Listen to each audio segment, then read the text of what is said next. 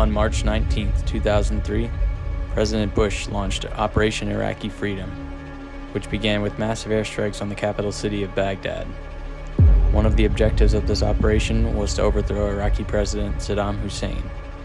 Another objective of this operation was to locate and seize weapons of mass destruction, which were never found. On May 1st, President Bush delivered his mission accomplished speech, declaring the end of major combat in Iraq. But the war did not end there. U.S. troops did not pull out of Iraq until December 2011. During the years following the U.S. withdrawal from Iraq, attacks from the Islamic State of Iraq and Syria increased drastically. In December 2017, Iraqi Prime Minister al-Abadi declared victory over the Islamic State. However, multiple attacks on the Iraqi people have been carried out since then. The U.S. Department of State has Iraq listed as a Level 4 do not travel country due to the risks of terrorism, kidnapping, armed conflict, and civil unrest. Just 2 weeks before I flew to the Middle East, there were 3 rockets launched at Baghdad International Airport targeting U.S. troops. It's no secret that tensions in the Middle East are very high right now. But is Iraq really an unsafe place to visit? Am I putting my life in danger, especially given America's history in Iraq? There's only one way to find out.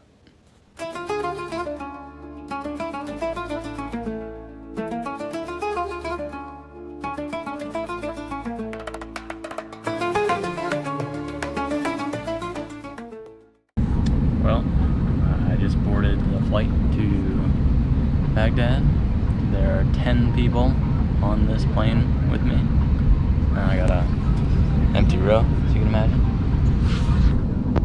Be leaving Sharjah, UAE in about 20 minutes, and it's about an hour, 15-minute flight.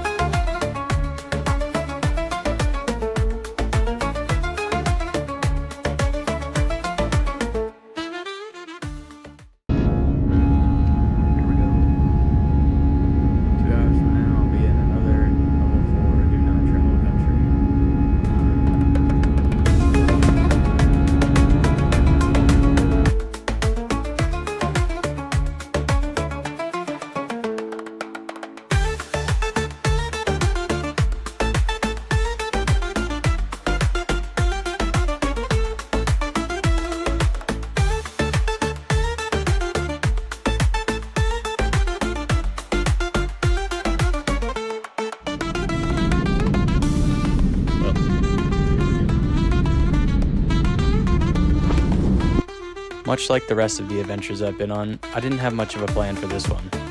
This was actually one of the side quests that I added because I was already in the Middle East. I'll explain the real reason why I was there at the end of the video.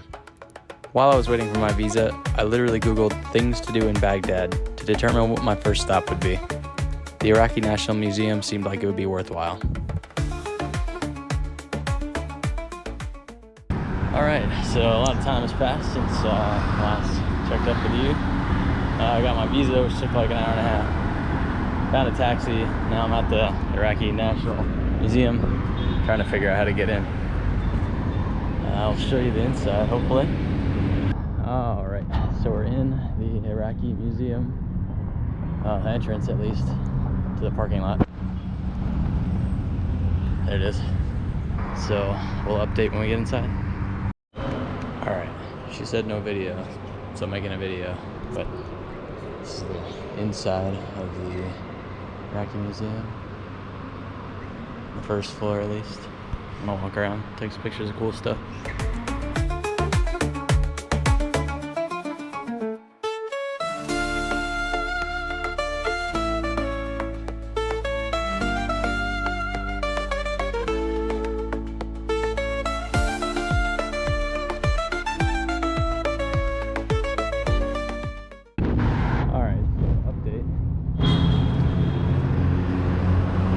That place was freaking massive.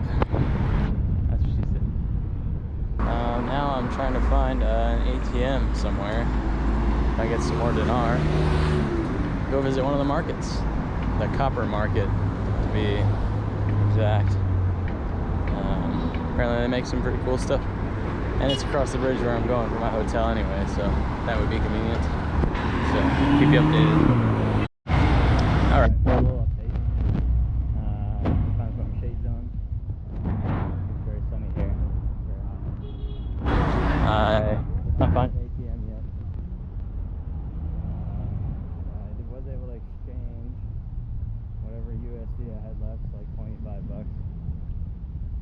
At some random corner shop. Now I'm just walking.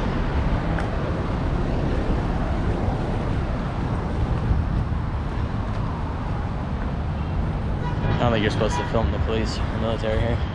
I'm just trying to figure out how to get across this bridge. That's where my hotel is. I think I made it to the old town. And there's just shop after shop after shop. Stuff for sale every square foot of this place. A lot of firefighting shops.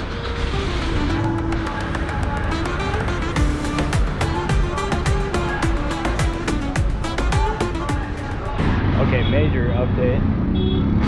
I got the sickest hat in Baghdad. It's a Marlboro knockoff, but check out the spelling. Mandelbergero. I also found an ATM. Got some more cash out. And I'm just headed to the hotel. Hopefully I can check in early because my phone's dead. So that's that.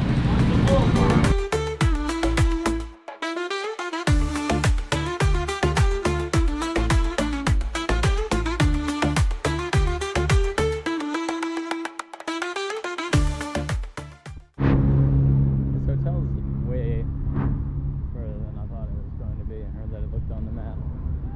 I feel like I've been walking for an hour and a half now. And still no sign of it. I think it's right next to the Hotel Palestine, which is this big ass hotel down there. So it's getting closer. All of this walking around in the red zone was surprisingly relaxing, though the extreme lack of sleep might have contributed to that feeling. I really wasn't thinking about much other than how I was the only person in Iraq wearing shorts and how unbelievably greasy I was from traveling for 2 days. While I'm walking, I'll give you my first day impressions of Baghdad. Well, you gotta be here for 1 day, so that's all you get anyway. But it's a lot nicer than I thought it was gonna be honest with you. Near the airport, that new area of Baghdad in the green zone, it's very nice, actually. All the buildings are new, in the process of being built. I think in a couple of years it's gonna be a very nice city. The old town, part of it still looks like Philly.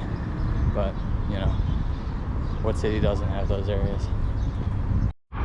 Alright, we're out here on the bank, Tigris River, doing some dredging work, it looks like. And it appears they have a Christmas tree here. At least I think it's supposed to be a Christmas tree. I don't know what the Christian population in Baghdad is, but I was surprised to see that. Alright, made it to my hotel. It's the view up front, Hotel Palestine right there. It's a pretty big place. It's got this twin room. Oh, there's a phone charger I could use. Got a little kitchen, bathroom, shower, which I gotta take. Horrendously bad. Little entrance, little living room, and the master bedroom. Alright. Kind of smells like Badussi in here a little bit, but you know, can't complain too much, I guess. Gurpreet is here. Views of Iraq. Pretty cool. Well, I am off for a night stroll in Baghdad, checking out the beautiful buildings they got here. It's still very hot here. It's still like 90 degrees. So I don't know how it's possible, but the taco bar that I really wanted to go to has been closed today. I don't know if it's gonna open up soon or it's not open up at all, but it's 9 o'clock already, so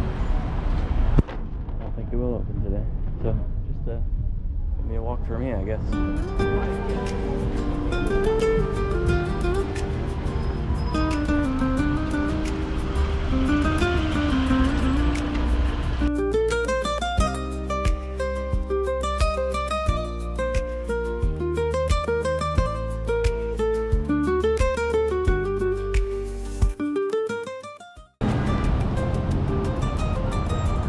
Well, the Mexican place that I traveled a couple thousand miles to come see is closed today, which is one of the more unfortunate things that happened to me in my life. Oh well. So, I'm just gonna continue my walk.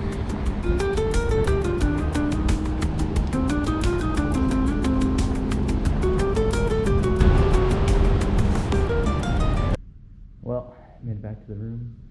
Enjoying some fine Arabic McDonald's commercials. Hey? How about that? All of the liquor stores that are here, at least I think they're liquor stores because they have like Dewar's signs and Johnny Walker signs on the outside. They're all lit up, but all the doors are locked, so I don't know what the deal is with that. I believe it's illegal to drink alcohol here. I could be wrong on that though. So settling for some yogurt that I found. A little corner shop down the street. These two cost me 1,000 dinar, which is like 75 cents USD or something like that. So let you know how they taste. Got mint drinking yogurt. So let's see how that is. Smells minty. Oh. That's not very good. Hopefully this one's better. I don't know what it is because I can't read Arabic, but I'm guessing it's some kind of mango. Try it.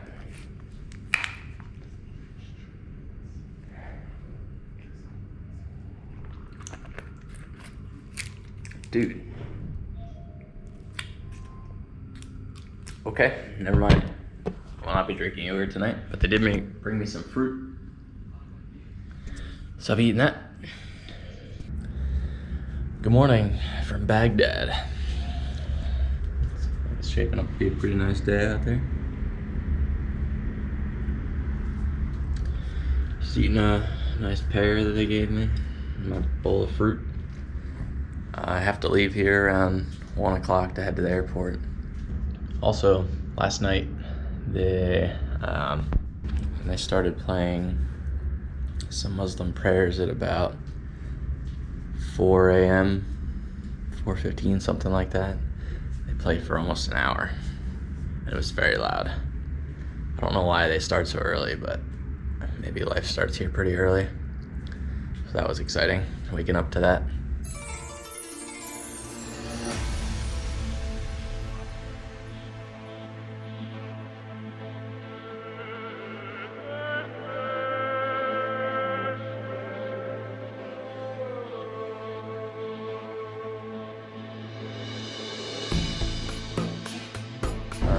Liberation Square, not Independence Square.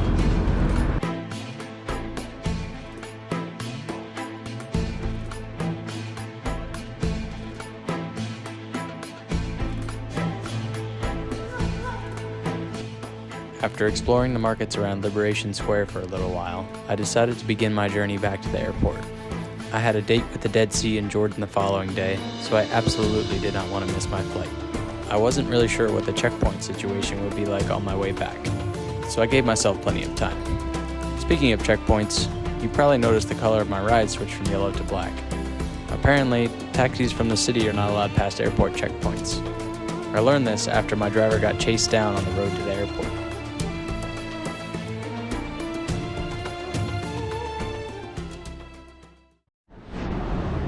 Well, made it back to the airport pretty early. Glad I left early because there were quite a few checkpoints to go through on the way back, on the road back to the airport. I'm like 3 hours early for my flight, so just waiting to check in. Well, here we are taking off from Baghdad International Airport, marking the end of my short adventure in Iraq. Believe it or not, I actually didn't have any trouble during my time there. Sure, it was a little nerve-wracking because of the sheer number of unknowns, but I didn't feel unsafe at all. What really made this a memorable experience was the amount of people that wanted to take pictures with me. I could tell some of them were excited to test out the English words they knew. Though, I can't help but wonder what was going through their heads when they first saw a random American strolling down the streets of Baghdad, looking like the ultimate tourist. Oh, and here's the reason I was really in the Middle East.